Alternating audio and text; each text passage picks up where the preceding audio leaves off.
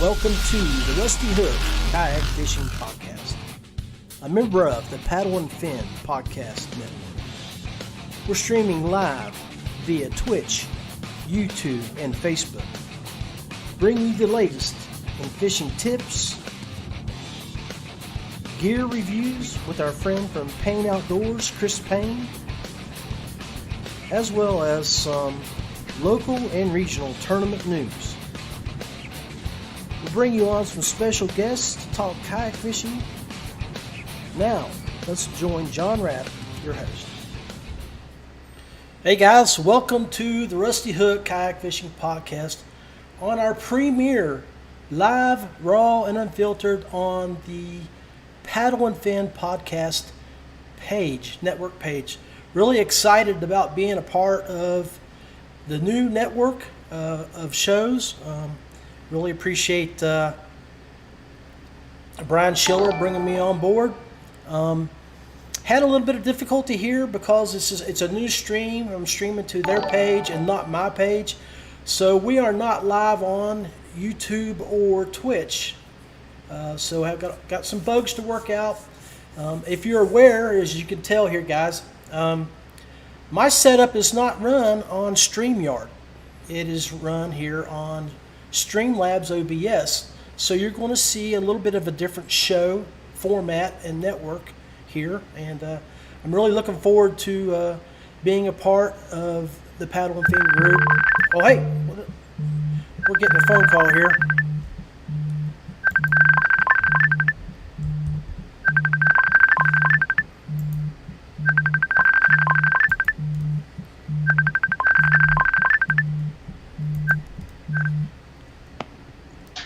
Oh, hey, check this out, guys. Oh, wow, it's the Podfather himself. Man. What's up, Big Daddy? Hey, man. Welcome to the family, brother. Hey, I appreciate that, man. I hope everything worked out well. I had a little difficulties, but I had to go Facebook only to be able to go to our page here at the Paddle and Fin Podcast. So no YouTube, no Facebook or Twitch. But I'm with you, baby. I'm here and live. So I like it, man. Appreciate it. Well, it's good to have you, your listeners, your followers, man. We're super jacked. We finally did it. We got you. So we're happy that you're here and part of the podcast, man. Well, I always felt like I wasn't worthy, and I had to work hard to get my stuff right because I didn't want to come in. Yeah, I told you for a year straight that wasn't the case. Well, I appreciate you having me on board, man. So I'm going to kick this show into gear, and hopefully we do you proud. So we love it, man. Have a good show, man, and again, welcome, brother. Thank you, Brian. Happy you're here, man. Appreciate you, Brian. All right, brother. Be good. All right, that was the Podfather, Brian Schiller. He gave us a buzz to see what was going on. So. Hey, while I'm thinking of it, okay, let me bring this up here. Brian has, let me see if I can get that back up.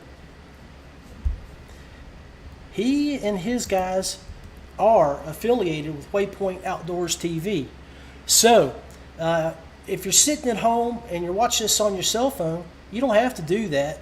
If you got a Stream Stick, a Roku, a Fire Stick, go to your menu and download the Waypoint app and go to the podcast areas, and you will see the Paddle and Fin Network. So check them out. Anyway, I got a good little lineup here for you tonight. I've got one of my regular guests is Chris Payne of Payne Outdoors.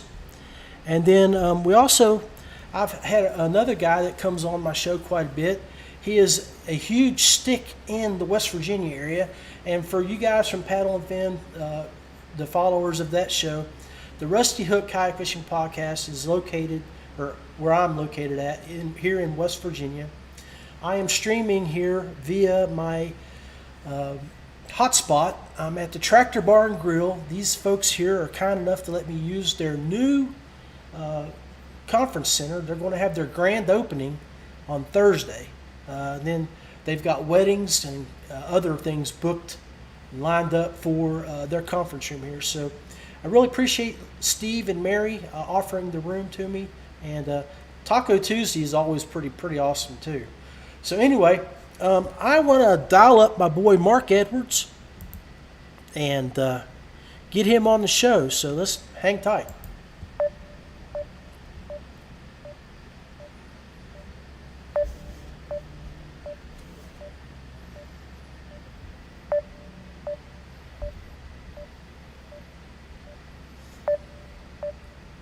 Mark lives out in the country. He's out in the sticks. I know I chatted with him a little bit ago to see if he was going to be able to jump on. He should be pulling in the driveway any time. Looks like we've got him on. Yeah, he's still in the vehicle. Ha ha. Yo. Hey, Mark, turn your phone to the side, brother. Yeah, I'm going to pull in here, Sun Valley. Oh, okay, awesome, buddy. Hey, so to let Yeah, you... right here, look at this. It's got shade trees here now. It's crazy. There wasn't even, I didn't think there were trees here when I was a kid. There probably wasn't, man. They probably when you were a kid, they probably still had dinosaurs running around Sun Valley, man. No, I'm thinking about myself. I apologize. So we got Mark Edwards here, guys. If you all don't know who Mark Edwards is, he's a stick. And let's do a little quick intro here with his stats, Mark.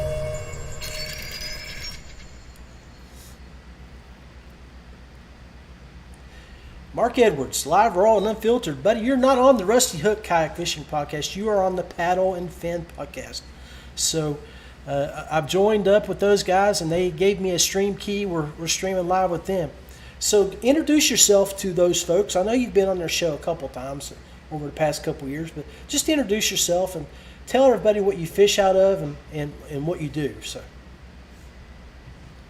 Yeah, I really got interested in kayak fishing just because I'm like really competitive. And anyway, so I got into kayak fishing about 5 or 6 years ago. And I come from the boat world, so I've been fishing for a long time, bass fishing tournaments, and the stability of my native Titan 12, it reminds me more of the bass boat. It's really stable. I ain't got to worry about flipping. I can carry lots of gear. And I travel the country fishing. I haven't fished a Hobie yet, but I fished all the Bass Masters this year. Previous years, I fished a lot of KBF. But I enjoy the competition and going to new lakes and stuff. And really the state, I mean, I fished a whole lot of new water in West Virginia, and that's been fun. Well, one thing that these folks, I would recommend and invite you to go look at Mark's Tourney X profile. And you're going to see all the top 5 finishes because I was the managing director of the West Virginia Kayak Anglers over the last 4 years before Greg took over. And when Mark came to our group, he stormed it. He has either finished second 2 or 3 times in the Angler of the Year race. He's also finished first in the Southern West Virginia Kayak Anglers Tournament Trail, Mountain State Kayak Anglers Tournament Trails.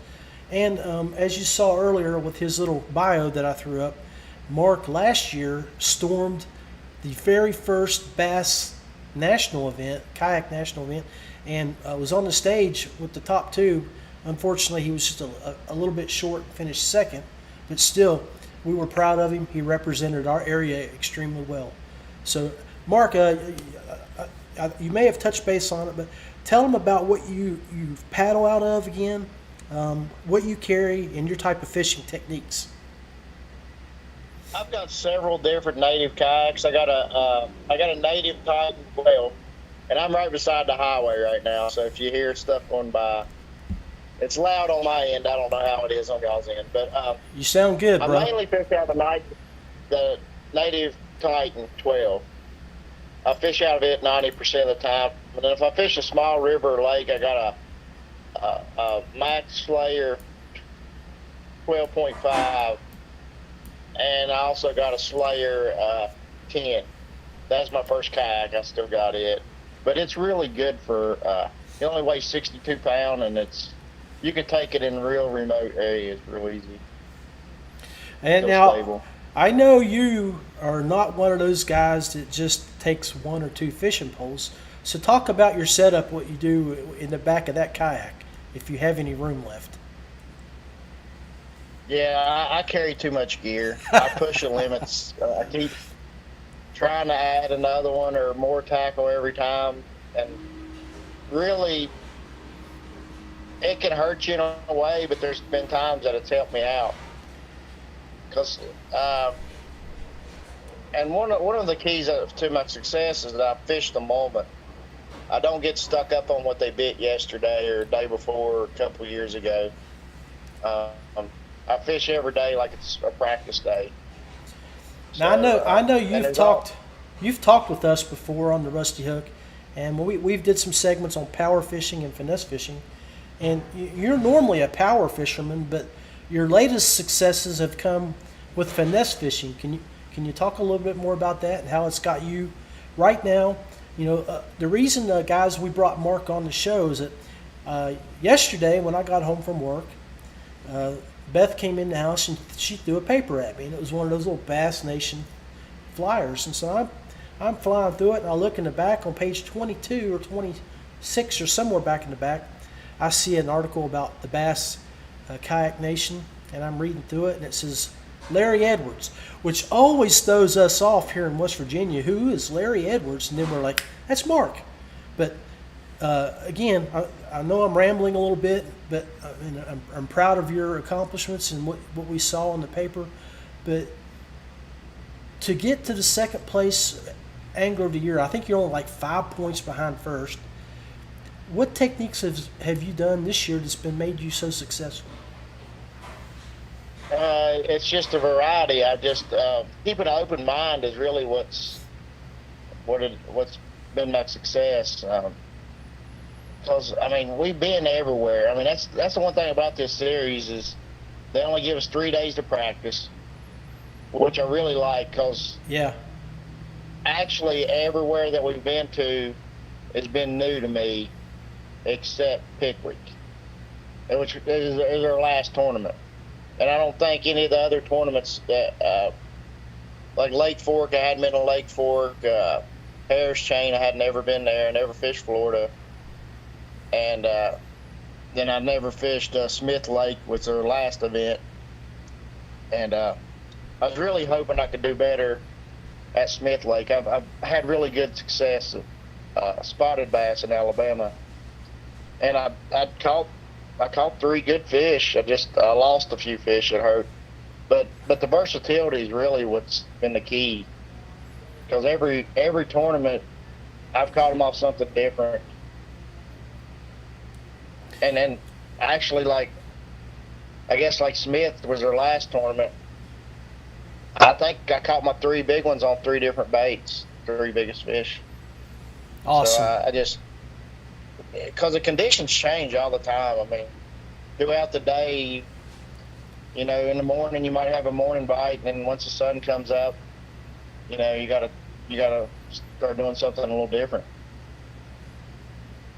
Well, I know you had that kind of success when we had the flooded tournament on the Elk, and you went back into the backwaters of where the water comes into the lake, and you smashed them back there with a spinner bait. So your techniques, you're not a one technique wizard. You are multifaceted in your approach, and that's probably what makes you so good. Well, that's a deal with fishing, man. At Smith, I had a decent practice, and I was catching on a spinnerbait, and a chatterbait also. And during the tournament, I caught my first keeper in the first 10 minutes on a spinnerbait. And I thought, I never caught a big fish in practice, but I thought, I'll get a decent limit and then worry about catching a big one the rest of the day. Well, dude, I didn't get another bite, and it was just that first keeper was like a 12-inch or 12 and a quarter, and I didn't get another keeper for 3 hours. And I tried docks, but it was early, and the docks got better as the day went on, and I kind of messed up. I was going with that dock pattern, and kind of hit it too early. You know, it's all timing deal, and I hit that a little too early, and I wasn't getting bit, and then I'm like, they ain't hitting a spinnerbait neither, and I switched to a chatterbait and lost a really good one, and then I actually put a trailer hook on a chatterbait, which is, I mean, that's a juicy tip, really. A lot of people don't do that, but whenever they're short striking, it helped me out. I caught a 19-something spot, and then I still had another short striker too, so I took the same collar. I made it's a balsa crankbait. It's a black label balsa crankbait that was about the same color as my chatterbait, and I caught my next big fish on it. So, I mean, I was still throwing a moving bait, but then I threw a treble hook moving bait. And, you know, I caught another big fish on it. And I finished out a limit with a shaky head, and I ended up catching another 18-something on a shaky head. And I should have, yeah, I'm second in the points right now, but I'm kicking myself because I've lost a lot of fish. I should probably be leading it, but all of us has lost fish. Right. And with only one tournament left, it's pretty much come down to four of us has got to, you know, is one of the four is probably going to win it. So what's the plan? I mean, where is your next tournament at, and what do you think will take to win it versus the other four? The key is, you know, when you fish angler of the year, you know, when you're doing points deal, you always got to get a limit. You know what I'm saying? And then right. I mean, you want to just target big fish, you know, in a perfect world, but legitimately, you got to get a limit. And with it being on Pickwick Lake in the fall, it's going to be, I think it's around October 9th and 10th or something. So that's a pretty tough time to fish, really. I mean, kind of feast or famine. A lot of fish school, you know, schooling fish, and it's probably one of the toughest times to fish, to be honest with you. September is probably the worst. In October, they start transitioning to the fall. Whenever they transition, it's going to be tougher too because they move. Just definitely hope that the weather holds out and you don't have that thermocline thrown into the mix and throwing that water all in flux. Oh, yeah, well, a turnover or something, which will happen down the lake. But Pickwick's a very, very big lake, and it's a versatile lake. I mean, you got pretty much the river at Florence, and I think that's where the meetings and stuff's out of Florence, Alabama. So the Tennessee end, I mean, it's an hour drive, and that's the lake part. But most of the tournaments are won around the Natchez Bridge. That area, it has most of your ledges and big grass flats and just a lot of versatility stuff. There's a lot of docks. Most all your big tournaments are won in that area. Well, all I can tell you, buddy, buddy, all I can say is that you have our support, and we're pulling for you here from the Mountain State. All the three clubs definitely are going to be out there throwing you all the goodwill and luck that we can give you, and we wish you the best. And I appreciate you coming on the show and sharing your secrets of success. I thought when I started this show that we were on the Paddle and Fin page, but I'm looking and it looks like I'm live on the Rusty Hook. So, Brian, I don't know what happened. I apologize, Brian Schiller, but we'll definitely get that fixed. But hey, I appreciate you, brother, and I'm gonna let you go. We're gonna go a quick break, and then we're gonna get Chris Payne on the show. Hey, thanks for having me on, John. Hey, man, have a good evening. I appreciate you. I know you were rushing from work to get to. I know you work 12-hour days all the time, and I appreciate you taking a few moments before you went home to talk to us. So. Yeah, I got to pay for his gas money. All right, guys, that was Mark Edwards. He jumped on, runs from the vehicle, and we appreciate him taking a few moments to talk with us. Let's take a quick break, and we'll be right back. This segment is sponsored by Yak Gadget.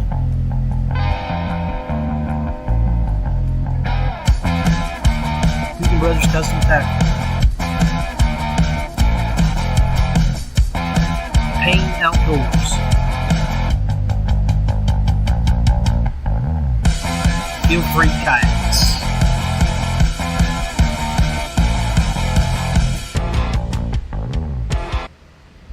All right, hey guys, we're back. I appreciate everybody's been on. We've been live now for 21 minutes, and I see that my boys,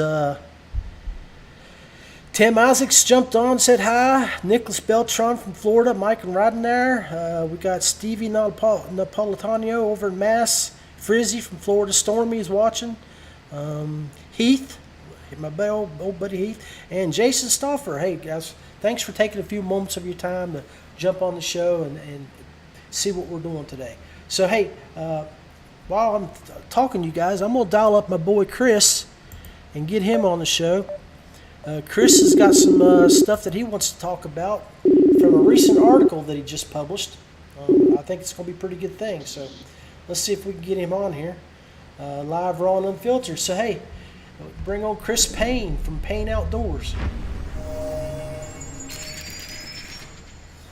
Hey, John. Hey, Chris. Good to see you, Big Daddy. I see you're back in the Mad Kitchen. Yeah. What are you into and what's going on? Well, I am. I'm making a special craw for the Etowah River. That came to me custom, and they had an idea of what they wanted. So I'm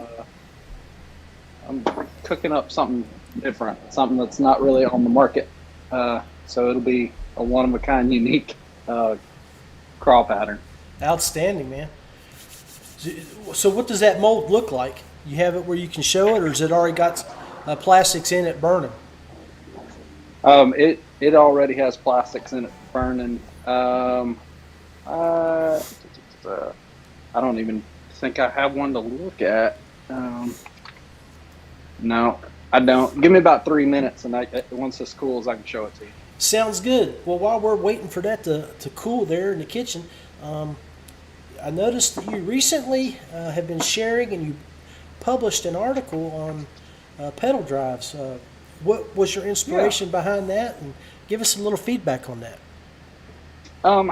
Well, it's kind of twofold. So there's a lot of people kind of looking to get into pedals. I think as more and more people dip their toe in competitive kayak fishing, they realize that pedals can help you cover a lot more water with less fatigue, and there's more fishing time, and so there's an advantage to that. And not everybody allows motors yet, and some people just don't want to deal with the motor. Quite frankly, like I don't want to. I'm not planning at this moment to add one to my NAR. That DMV process can be a pain in the rear end trying to get everything, especially here in West Virginia. That is for sure. Yeah. Yeah. So so that was part of it. Lots of folks asking, which one's the best one, and I really wanted to try to do something that was a little less, fanboy, and a little more informative. Kind of an all-inclusive, well, as much as I could include. Like, it is impossible to cover all of the different knockoff brand drives and stuff like that, but I think we got most of the main, kayak brand drives in the article, talking about the different styles of drives. So, the down tube and the fins and prop drives and ones that have a kick-up function and ones that don't. And, I didn't go into motors or paddles because I think for the most part, save for maybe the feel-free overdrive, motors can be added to really any kayak. So the kayak body doesn't matter as much if you're going to get a motor. Because the motor, you can put a Motor Guide XI3 on anything, really. And paddles, I mean, I've used my Bending Branches Angler Pro since 2015 with probably, 40 different kayaks. So what I wanted to do is cover pedals. I also wanted to kind of cut through some of a little bit of I don't know, tribalism, I guess is the right word for it. Because there are some people who believe that there is one best drive for everybody. Hey, Chris, And I, yeah, I got to tell you this, but our guest that was just on the show had a comment on that aspect of your thought. okay. Motors rule, paddlers drool. Mark Edwards, you're in the hot seat, buddy. Well, enjoy that. I you know, I've had motors on kayaks before, and I don't like dealing with it. And I'm not fishing these national events where you've got to do a week of pre-fishing and Yeah. cover all this other stuff. Like, I'm not doing that. That's fine for the guys that are. Man, God bless you. Good luck. But for me, that's not the thing. And I think realistically, guys who are going to put a motor on their kayak don't care as much about what the pedal system is. And so I wanted to make an all-inclusive article, as much as you really can, under 2,000 words, that kind of talked about the pros and cons of all of them, like absolutely all of them. And I've been in, I think everyone that I covered, I've been in. So, I tested out a lot of in 2016, the Old Town PDL drive. I was one of the first ones to test that at ICast at an on the water event. We didn't even know it was going to be there. I've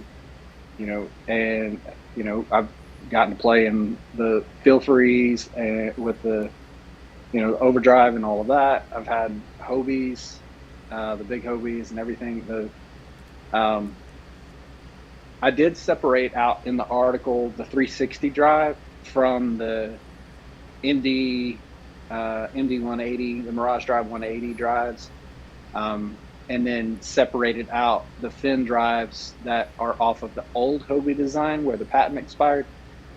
So kind of your Vibe, Shearwater, Pelican Catch 120s, and stuff like that, to talk about pros and cons and just give guys an idea of what the price range of those kayaks with those drives, like what they are. Like if you want to get into a Jackson kayak with the new Mark IV belt drive, which is a completely new drive this year, then you're going to pay $3,000 and up. If you want to get into a Hobie 360, you're going to pay over $5,000. Right. If you want to get into, and I tried to break it down because there are some kayaks that you can get with pedal drives that are $1,400 or $999, like that. So I just walked through that. I hope that people will go read it. It's on my site. It's also on Jackson's site. And just kind of walk through that and point people to it as a resource. I say in the end what I ended up choosing and kind of why, but I think a lot of things that people don't take into account are their physical health when they think about a pedal drive. They're like, well, pedaling will be easier than paddling. I have bad shoulders.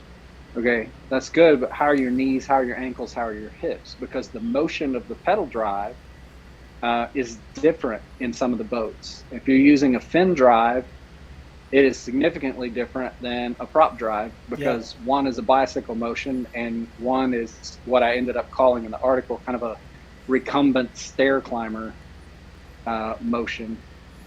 And so I think that's an important aspect for people to take into account. Availability of parts is important. How easy is it to deal with customer service, things like that. I didn't dive into that too much. It's more mechanics.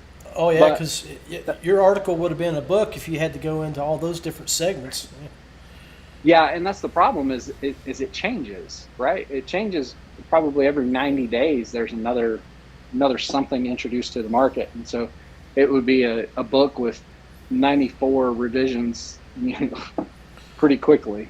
It's definitely not the same market that we watched back in 2014 and 15 when there were only maybe Yeah. one or two drives out there. So now just about everybody's got something out there.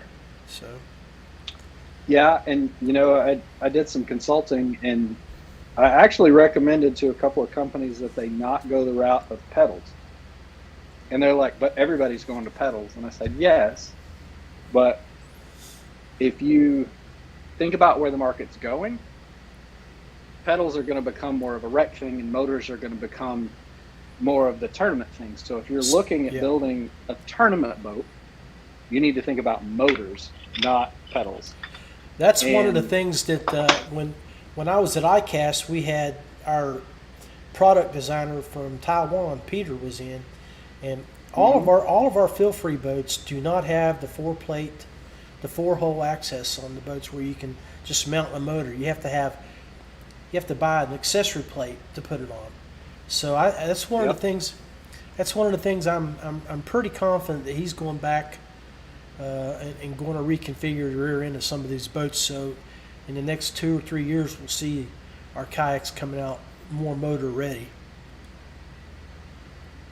Yeah, I think we went into a weird trend. We went from pedals to power poles, and then to motors. Yes. Like everybody was building that four square configuration on the back of their boats for the power poles, and man, I don't even know that many people that are fishing with power poles still. It seems like it died real quick. Well, when Spotlock came out, it was dead. Yep. Like it was gone. Here's that bait that I'm making. Oh, nice, very nice. So that's our rock crawl pattern. Those are available on the website. But I'm using this orange as the pincher color, and what I'm about to do is I'm about to cut these down and then reshoot it with what I'm going to use for the body color. I got you. So, well, what else is good with you? No, doing well. Had a good time at ICast. I don't know if you got to see. We drove 49 hours in 9 days. I know Brian Schiller. You can probably add about 8 hours to his total. But we fished Gunnersville, Fellsmere. We went to Crystal City and fished the coast, and then of course we worked the show. So it was a good time. It was hard work, but it was a good time. A little bit of fun. That's what I tell people all the time. I'm like, that show is good because you get to see a bunch of people that you don't normally get to see all year. Exactly. And meet some new people, and that the fellowship part of that is fun. But don't ever sign yourself up with a vendor to go to ICast if you're not ready to stand on your feet 12 hours a day on hard concrete and have to talk to about 4 billion people. Because you better know your stuff if you go as well. If you go as media, it's a different experience because you get to ask all the questions. But if you are working, most people will get in working for one of their, pro staff or pro team or field team or something like that. Exhibitor. Most people will get in that way. Mm-hmm.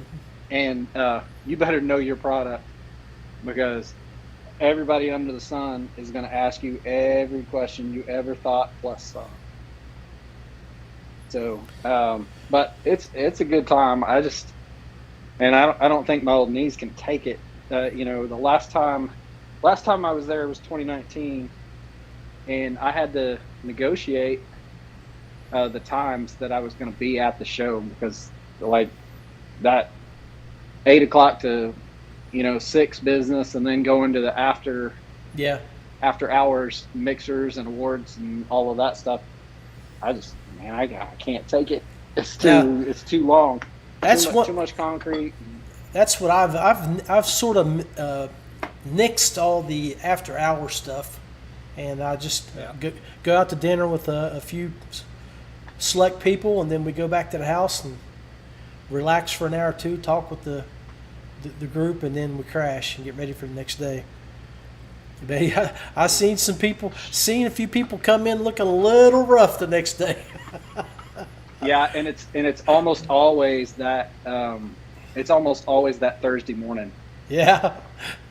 Because Tuesday is on the water day and it's kind of short and there's no real booth activity going on, and so they're kind of fine Wednesday morning. Like, they haven't put in 12 hours, but some of those guys, they'll put in 12 hours and then go hard until 1 or 2 in the morning, and then try to go crash and then get back up in 3 or 4 hours and work a 12-hour day on concrete on Thursday. No. Oh boy. And that 100-degree weather doesn't help much too when the dehydration kicks in. Yeah, and that was the thing that I always loved about Outdoor Retailer in Salt Lake, is it was always gorgeous. Like, the weather was great, and it was a little bit different show. Not quite as kayak heavy, but it was nice. And then they modified all that, but. So what else? What else you got on your front burner, brother? I know you're the last few times we've been out of contact here for the last few weeks. Your plastics. I guess you got a new plastics supplier now that you're back up in the full speed. Okay. Yeah, I'm back up and going, and I've got, let's see, 1, 2. Yeah, I'm probably good for the next 300 bags of plastics or so. Outstanding. So, any new molds other than the one you just showed us? Yeah. So I've got the pictures up on the website, but the double tap worm is new. It is it's an elongated body worm that has it's like a dual ribbon. No. It's here. I'll just show you. I'll pop this mold open and show you what it looks like.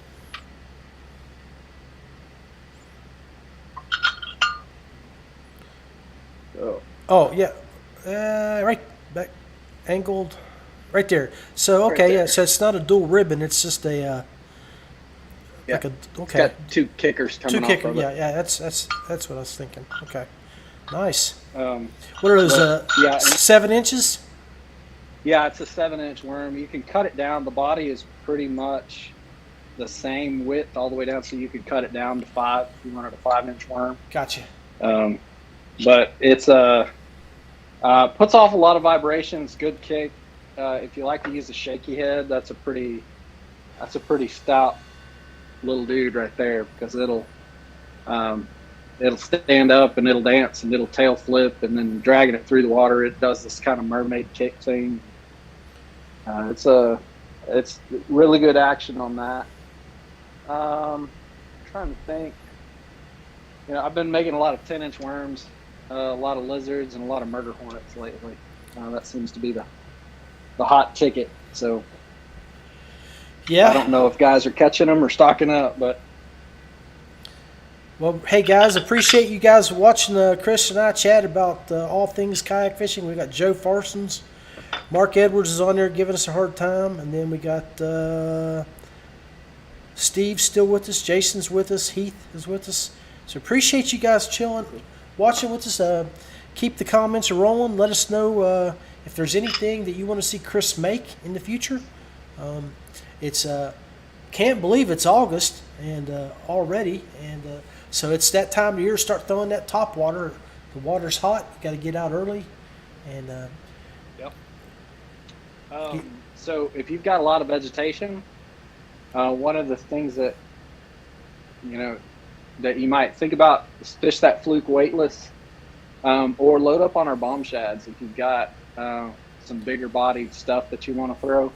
So our bomb shad is about the size of a Zara spook. The body in the girth of it and everything. No, and Mark. You can no. chunk that. Mark Edwards, he is tearing us up today. He's telling us to throw a banjo minnow. Oh my God! I love you, Mark. John, you're going to have to talk to your booker about getting some different guests. Yeah, well, I'm going to have to. We're going to have to after Mark comes on the show and gives his expert take on things. We're going to have to mute him after that because he wants to give us a hard time, doesn't he? Now, one of the things I actually tried what you were just talking about. When I was at Guntersville, I've never ever fished that kind of grass. And I had one frog and I lost it. So I had to dig through my bag and I found some Z-Man, like their version of the frog. And I didn't want to throw it with any weight, so I Texas rigged it. And it actually worked for me. I caught 3 fish around docks. I skip it up underneath the docks and drag it through. And I caught 3 largemouth. I see we got a Canadian visitor. Antoine Ganon is watching from Canada. Congratulations from the great country of Canada. Yeah, congratulations on your victories, Antoine. It was great to meet you at ICast, and look forward to talking and seeing with you more in the future, brother. So what are you mixing, man? You throwing some flake in there, or you got some? Yeah, so that's some copper flake. I'm adding a little bit of black, and we're basically the color that I'm working with is going to mimic kind of a scuppernong color. Okay. For the craw body. Apparently in the Etowah they don't turn some of the colors that we see in other places, and so this will be a much closer match to what those body styles are. Yeah. Oh yeah. I'll show you what we're doing here. Oh yeah, it's like a motor oil from the view that I'm looking at there. Looks it's got a touch more green in it than the normal motor oil would, and then with that copper flake and that black flake in there, it'll pop. And then in the orange that we cut down the pinchers, we also have the copper and the black. So one of the things that we try to do when we're making these baits natural is you'll notice that speckles. So speckles in a fish, they'll have those colors all the way throughout, not just in part of it. And so to make it more natural, we try to carry over as much as we can. If we're mixing dual colors and doing laminates and stuff like that, anytime that it's possible. Especially when you're dealing with crustaceans or like bluegill, brim, pumpkin seeds, stuff like that. Those colors radiate throughout their body, not just in part of it. Right. Here we go. We're going to shoot this.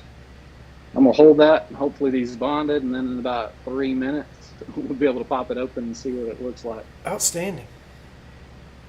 But, there has been a lot of talk about pedal drives. I know we kind of went down that route a little bit here. I think the biggest thing that you can do when you're trying to get into your first pedal drive is find a demo day. And I know people kind of roll their eyes and like, oh yeah, but if you can find a spread where you can try 10 different kayaks, or you can talk to a dealer and say, hey, I want to try the different styles, right? I want to try an overdrive. I want to try, a Mirage drive, and I want to try the new Jackson drive. If you can find a dealer that can set that up for you, or maybe you have to hit 2 dealers to make that happen, on the water time, like butt in the seat time, like there's nothing like it, because you can guess, but until you do the motion and see the effort and the torque that it takes to spin the pedals or push the pedals or whatever you're doing, it's really hard to do that. And so I make this plea every year, and it's for people to be a little less fanboy and ask more questions before they make a recommendation. But it is what it is. People will go on to a Facebook group or something like that and be like, hey, thinking about pedal drives, what should I get? Well, every pro staff is out there. Yeah, you should get an XYZ, whatever they're supporting. I always and that's not actually helpful. no, my comment is always, okay, there's factors you have to take into play. Your age, your health, your abilities, because different boats have different stability points. And if you're a 400-pound guy who has very no core strength, and you want to try to get your legs up to paddle it or to push them pedals, I mean, it can be difficult. And seat height can be a difference, angles of the seat. It's just, and that's why it's so key on what you said there is that, if you can catch a boat, a dealership, like a group that we have that's getting ready to come on board with us. And I don't know if I told you or not, but Fletch Griffin is going to come on with us. He's going to be a partner to the show, Westbrook Supply, and he has more than one dealer. He deals with New Canoe. He deals with Feel Free, and he can, and like you said, he has a demo day. He can take you out there and you can test out numerous types of boats to see which one best meets your requirements. Yep. Yeah, so it's definitely the way to go, especially if you're going to drop, $4,000 on a kayak. Yeah. That's smart shopping right there, because for anybody who doesn't know, there's typically no returns on kayaks. That's just not a thing. As soon as you walk out the showroom, you're only going to get 70% of it within the first 6 months. Yeah. After a year, you're only going to probably get 55 to 60% of what the value of it is. Daniel Dockery from Florida, it's good to see you, buddy. God bless you. Keep hammering them. Unless I'm fishing against you, and then please don't. Yeah. All right, I'm going to crack this open. It's not quite all the way cool, but I'm like a kid at Christmas. I want to open my present and see how it did. Oh yeah, it looks great, man. Oh yeah. Yeah. Look at that. That looks awesome. So, for those of you who don't know, I make plastic baits. I sell them at paintoutdoors.com. And just click on the store button or go to paintoutdoors.com/store. You can see all of our body styles. And if you want a custom color, like you want me to try to match your grandpa's favorite color or something like that, just hit me up in my messages. Like hit me up on Facebook, TikTok, Instagram, and you just seen how he does it. I mean, he sits there, he'll cut and paste, and he'll throw plastics into a mold. He'll trim a little piece off, put some more on. That looks outstanding, bro. And it's summertime, and guys are moving to the swifter water, the rivers, and that will be the ticket. Yeah, that's money. I like this one. This may be I don't know. I'll have to talk to the dude that asked me to make it.